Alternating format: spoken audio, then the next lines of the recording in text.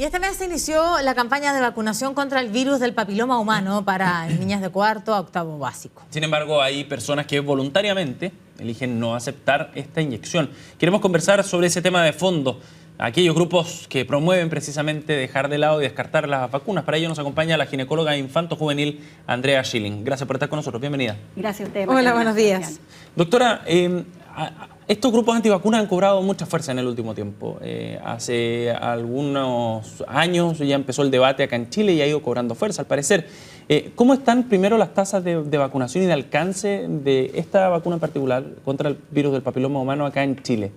Acá en Chile hemos tenido una muy buena cobertura. El primer año, la primera cohorte de chicas chilenas que se vacunaron, que fue el 2014 y el 2015, hubo un 85% de cobertura, lo que es muy bueno para vacunas y ha sido excelente a nivel, incluso a nivel mundial, ¿ya? Y de las chicas que se vacunaron con su primera dosis, el 90% se puso la segunda, ¿ok? Las que no se vacunaron, muchas veces fue porque estaban enfermas o no sabían, y tenemos el gran problema justamente de los grupos antivacunas. ¿Por qué es un problema eso? Es un problema, ¿por qué? Porque en base a mentiras y a desconocimiento están haciendo que algunos padres elijan que sus niñas no se pongan la vacuna. ¿Okay? Tú te metes a Google, te metes a Internet y lees una cantidad de basura. Por favor, no le crean, señoras y señores. Son mentiras. No ha habido ni una muerte atribuible a esta vacuna, ni una enfermedad grave. Hay más de 200 millones de dosis puestas en el mundo de esta vacuna. Son cerca de 70 países que la ponen gratuitamente. Doctora, solo para traer la contraparte y usted pueda despejar ahí las dudas, hay investigadores que han dado cuenta, que evidencian que hay un ADN viral en estas muestras y que esto podría, y yo le voy a poner el antecedente para que usted pueda despejar los mitos, si es que son mitos claros, y que esto puede posibilitar efectos como la ceguera, la inflamación del cerebro, la desmielinización, se lo digo de lo de la mielina, claro, y que son entonces estos temas los que alejan a ciertos padres para que sus adolescentes puedan vacunarse. ¿Qué hay de cierto con estos investigaciones? Y bueno, finalmente, ¿qué se ha descubierto respecto a aquellas niñas que hayan presentado esto y que hayan recibido la dosis? A ver, lo primero, no hay ADN viral. Estas vacunas no son ni a virus muerto ni a virus atenuado. Son, se llaman recombinantes, son vacunas hechas por ingeniería que hacen como una partícula parecida a virus. De hecho, se llaman... No es el virus. No es el virus, se llaman partículas parecidas a virus o virus-like particles. Entonces, se construye una partícula que es como una esfera que el sistema inmune la confunde con un virus, crea defensas contra eso, pensando que es un virus, porque es como una cápsula parecida al virus, pero no son virus.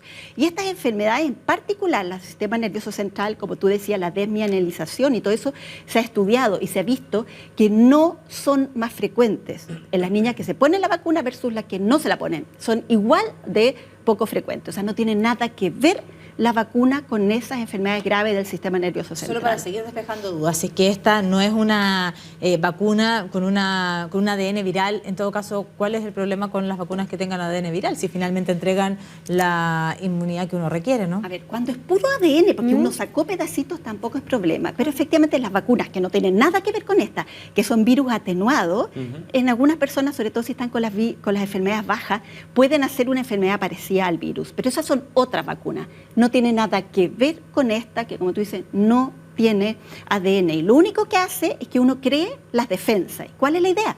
Poniéndosela a las niñitas y a los niñitos, porque a futuro, ojalá, como en otros países ricos, también se le está poniendo a los hombres, ya tengan las defensas una vez que empiecen a tener relaciones sexuales y estén expuestos a tener el virus.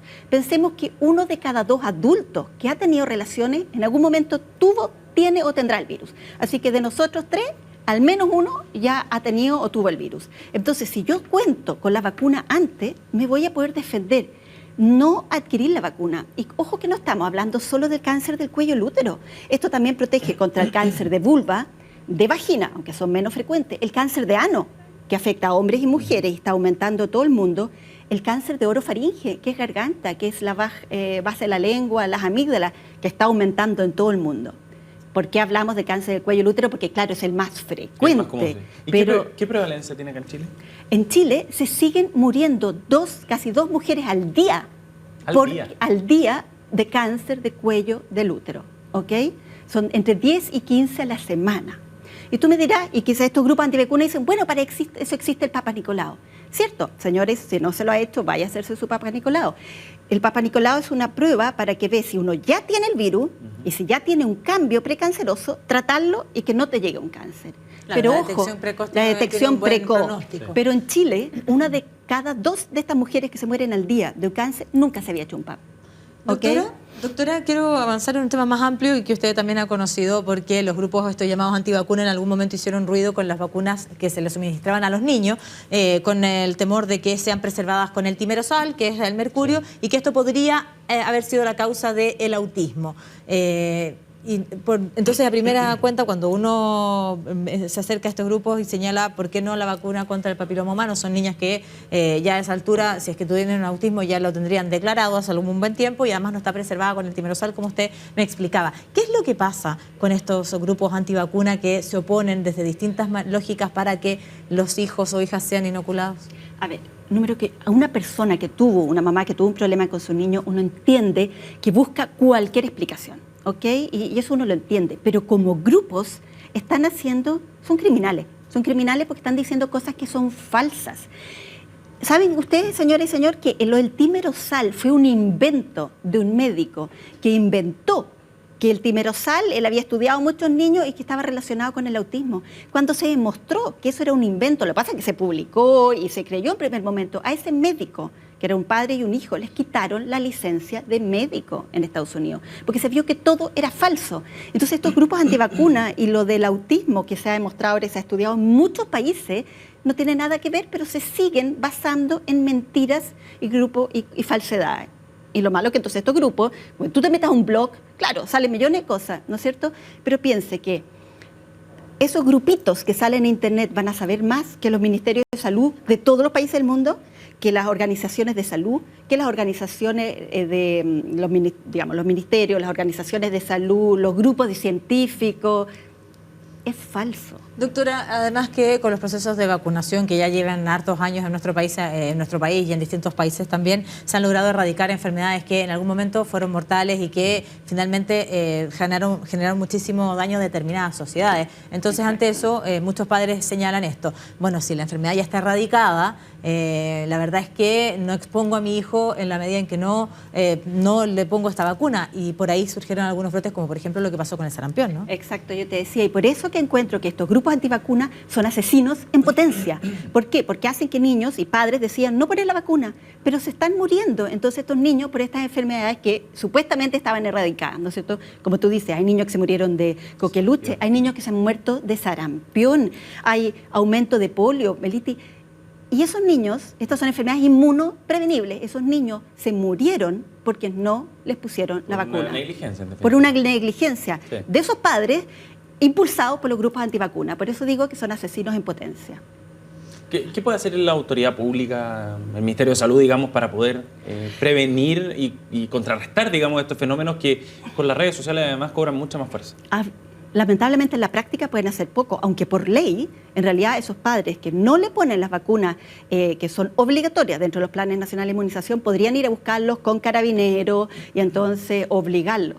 En la práctica eso en general es poco posible de llevarlo a cabo. ¿Y esta vacuna va a pasar a ser de las obligatorias? Es ya del parte del ministerio. PNI, es parte del 2014, es de las vacunas obligatorias. O sea, vean la gracia que tiene eso. Somos uno de los 70 países del mundo que lo está poniendo gratuito para su población. Los únicos países que no lo están poniendo son los países pobres de África y de Asia.